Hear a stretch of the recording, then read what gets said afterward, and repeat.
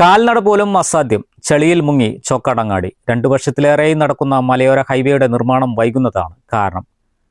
അങ്ങാടിയിലൂടെയുള്ള യാത്ര ഇപ്പോൾ ചെളിക്കെട്ട് കാരണം ദുരിതപൂർണമാണ്.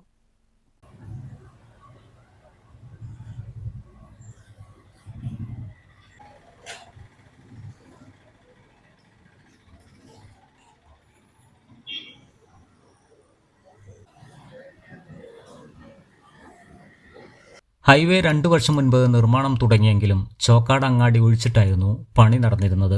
കെട്ടിട ഉടമകളും നാട്ടുകാരും തമ്മിൽ തർക്കങ്ങൾ ഉണ്ടായതാണ് പണി നീളാൻ കാരണം. ഒടുവിൽ തർക്കങ്ങൾക്ക് പരിഹാരമായതിനാൽ അങ്ങാടിയിൽ അഴുക്കുചാലിന്റെ പണി തുടങ്ങി. വർഷക്കാലത്ത് നിർമ്മാണം തുടങ്ങിയതാണ് വിനയായത്. റോഡിൽ നിറയെ മണ്ണിട്ടതിനാൽ ആകെ ചെളിക്കെട്ടായി മാറിയിട്ടുണ്ട്.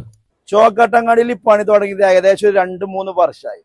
ഇപ്പൊ മഴക്കാലത്ത് വെള്ളക്കെട്ട് അധികാരികൾ ഒരു മൈൻഡും തന്നെ കാര്യത്തിൽ വെക്കുന്നില്ല. ഇവിടെ ഈ പള്ളിന്റെ റോഡിന്റെ ഭാഗത്ത് ആകെ വെള്ളക്കെട്ടായിട്ട് ആകെ പ്രയാസത്തിലാണ്. ഇവിടെ ടാക്സി സ്റ്റാൻഡിന്റെ അവസ്ഥ നോക്കുകയാണെങ്കിൽ ആകെ ചളിപിളിയായിട്ടാണ്.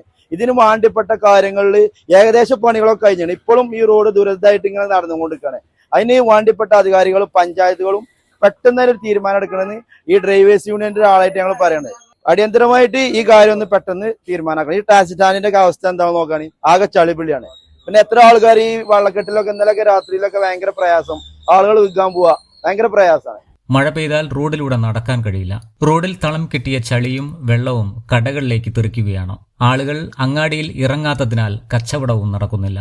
ഓട്ടോ തൊഴിലാളികളും ദുരിതത്തിലായിരിക്കുകയാണ്.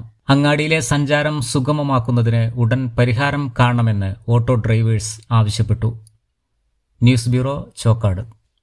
Laiba wedding centre, Pookkottumpadam, Wandoor, Karuvarakundu.